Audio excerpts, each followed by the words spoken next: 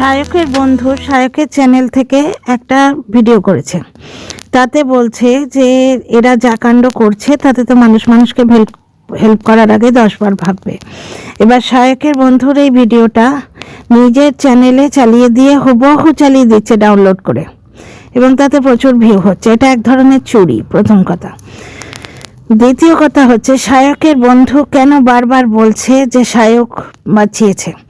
শায়কের বন্ধু কি বাঁচানোটাকে প্রমোট করতে এসেছিল, না এইটা বলতে এসেছিল যে শায়ককে তোমরা ট্রোল করো না, শায়ক ওকে বাঁচিয়েছে, যে মানুষটা বাঁচিয়েছে তাকে তোমরা ট্রোল করছো? তাহলে শায়কের বন্ধু যে শায়কের হয়ে ভিডিওটা করেছে সেটা কি ও সাধ করে করেছে? শায়ককে যেভাবে সংসার ভাঙানি বেটা ছেলে হিসেবে, সংসার ভাঙানি বন্ধু হিসেবে দেখানো হচ্ছে, সেইটা প্রতিবাদে তো শায়কের বন্ধু বলতে এসছে, তাই না? আজকে সোশ্যাল মিডিয়াকে শায়ককে অন্য অ্যাঙ্গেলে যদি দেখানো না হতো তাহলে তো শায়কের বন্ধু এই কথাগুলো বলতো না।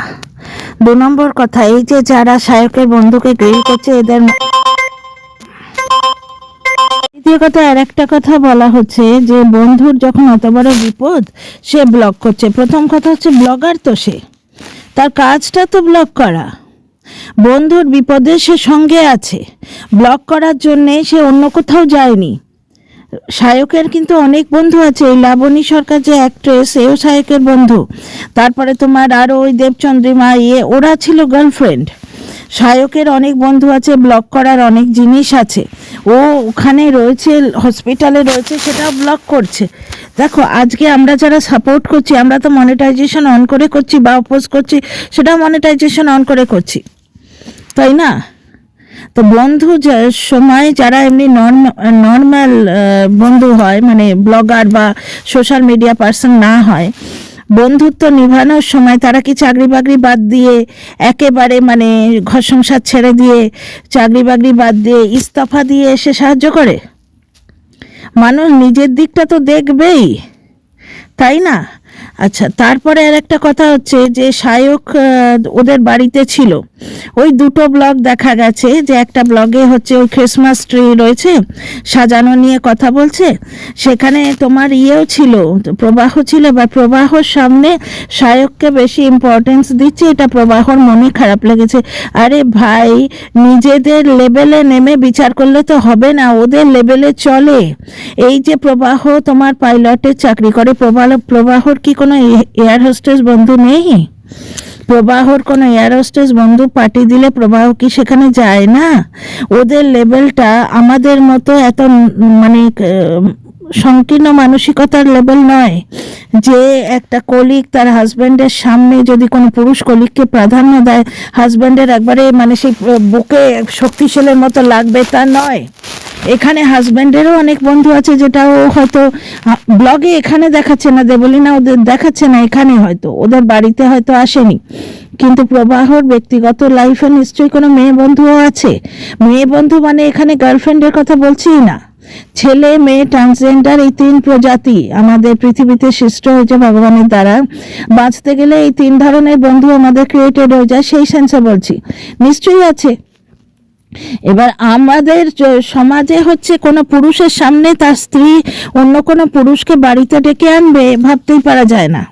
এবার বাড়িতে ডেকে এনে সে চা ভালোবাসে না কফি ভালোবাসে এসব বলবে, মানে নিজেদের লেভেলে এনে বিচার করলে হবে না। বুঝতে পারছো, স্বামীর মোটেই ভালো লাগছে না, এটা বলাই চলে না ওদের লেভেলে। ওরা অ্যাক্ট্রেস, সিঙ্গার, ইন্ডাস্ট্রি, পাবলিক, ওদের মধ্যে এটা চলে, এই উদারতাটা ওদের মধ্যে আছে। 2 নম্বর কথা হচ্ছে, শায়ক একটা পডকাস্টে ইন্টারভিউতে বলছে যে তোমার সাথে প্রবাহের সাথে হাই হ্যালো সম্পর্ক। তার মানে কি ওদের বাড়িতে যায়নি তা তো নয়, সে তো তোমার প্রবাহর যে বাড়িটায় তোমার লক্ষ্মীনারায়ণ পুজো হয়েছিল, শ্বশুর বাড়ি নাকি শ্বশুর বাড়ি হবে হয়তো, সেখানেও শায়ক গেছিল, প্রেরণা গেছিল। হাই হ্যালো সম্পর্ক মানে হচ্ছে বন্ধুত্ব লেভেলটা সেই মাত্র গভীর নয়। বন্ধুত্ব হচ্ছে তোমার দেবলীনার সঙ্গে প্রবাহের সঙ্গে একটু দেখা সাক্ষাৎ আছে, হাই হ্যালো আছে। প্রবাহ যে শায়কের সঙ্গে খুব মাখামাখি ভাবে গল্প করছে আমরা দেখেছি কি, দেবলীনা ডেকেছে, বাড়িতে এসছে, এখানে তো দেবলীনার চরিত্রের উদারতা প্রকাশিত হয় যে দেখো সায়কের সঙ্গে ও কোনো ক্যাফেতে দেখা করতে পারতো, ইন্ডাস্ট্রিতে কাজ করছে, ও আলাদাভাবে কথা বলতে পারতো, তা না করে ও বাড়িতে ডেকেছে হাজবেন্ডের সামনে জিনিসটা ট্রান্সপারেন্ট। এই লাইটে কেউ দেখছেই না, সায়ককে একটা পরকীয়ার অ্যাঙ্গেলে নিয়ে যেতে হবেই। এবার সায়কের বন্ধু যেটা বলছে সেটা তো এমনি বলতো না, সায়ক ট্রোল হচ্ছে তাই বলছে এসে যে মানুষটা বাঁচিয়েছে তোমরা তাকেই ইয়ে করছো।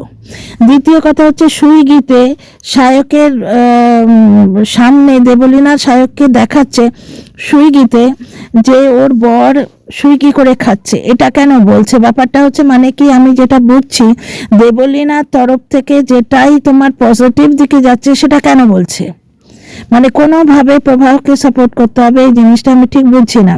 3 নম্বর কথা হচ্ছে শর্মিষ্ঠার বডি শেমিং, শর্মিষ্ঠার চোখটা টেরা, সেইটা নিয়ে বডি শেমিং হচ্ছে। তারপর আরেকটা জিনিস, আরেকটা পয়েন্ট উঠে আসছে, এটা খুবই ভ্যালিড পয়েন্ট, সেটা হচ্ছে যে ওই তোমার পুলিশ কেস না করে হসপিটাল কর্তৃপক্ষ নিল কি করে। 1 নম্বর কথা 78টা ওষুধের কথাটা ফেক মনে হচ্ছে, সেটা যেহেতু তোমার ওই মহিলা শর্মিষ্ঠা বলছে প্রমাণ আছে, সে ওকে যখন কেউ চ্যালেঞ্জ করবে সেটা ও বুঝে নেবে, কিন্তু এমনি সাদা চোখে মানে গোদা বাংলায় যদি শুনি 78টা ঘুমের ওষুধ, ওটা ফেকই লাগছে।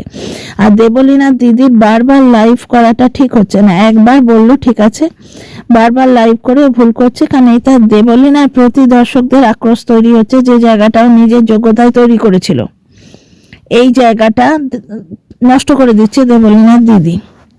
এই 1 নম্বর কথা। কিন্তু আর একটা কথা ধরতে হবে, দেবলীনা আজকে ওই লাইভটা করে সুইসাইড অ্যাটেম্পটা করেছে বলে প্রবাহ বেঁচে গেছে, কিন্তু দেবলীনা কাকপক্ষে না জানিয়ে শুধু যদি আজকে ঘুমের ওষুধ খেত, প্রথমেই প্রবাহর হাতে দড়ি পড়তো, তারপর তো উকিল এসে প্রমাণ করতো প্রবাহর দোষ নেই, দেবলীনার দোষ, কি দেবলীনার দোষ নেই প্রবাহর দোষ, কিন্তু প্রথমে আইন অনুযায়ী একটা পুলিশ কেস হয়ে যেত, যেটা কিন্তু দেবলীনা লাইভ করে ব্যাপারটাকে লাইট করে দিয়েছে, পুরোটাই নিজের ঘাড়ে নিয়েছে, তাই কিন্তু প্রবাহ বেঁচে গেছে। সায়কের ব্যাপারটা নিজেদের লেভেলে নিজেদের সংকীর্ণ মানসিকতা দিয়ে বিচার করলে হবে না, যে লেভেলে যা তোমাদের এর আগে বলেছি, ঋত্বিক রোশন তার গার্লফ্রেন্ড এবং তার এক্স ওয়াইফ সুজান খান তার বয়ফ্রেন্ড নিয়ে একসঙ্গে ডাবল ডেটিং এ যায়, ওদের লেভেলে এটা চলে। আমাদের লেভেলে কোনো পুরুষ যদি তার স্ত্রী বন্ধুকে মেনে নিতে না পারে, সে এইভাবে যদি সায়ককে বিচার করে তাহলে ভুল হবে তো।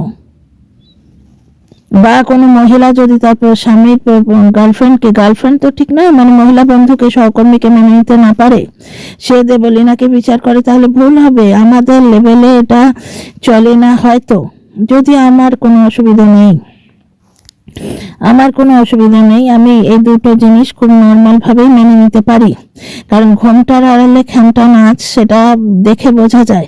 এদের ব্যাপারটা দেবলীনার চরিত্র নিয়ে কিন্তু অতি বড় শত্রুতেও কোনো দাগ দিতে পারেনি, বুঝতে পারছো।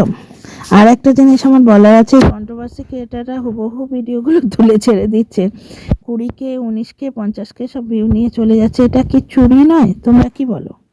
তো যাই হোক, এই কথাগুলো আমার মনে হলো, প্রচন্ড ঠান্ডা, আমি এইভাবে ভিডিও করলাম, বুঝলে তো।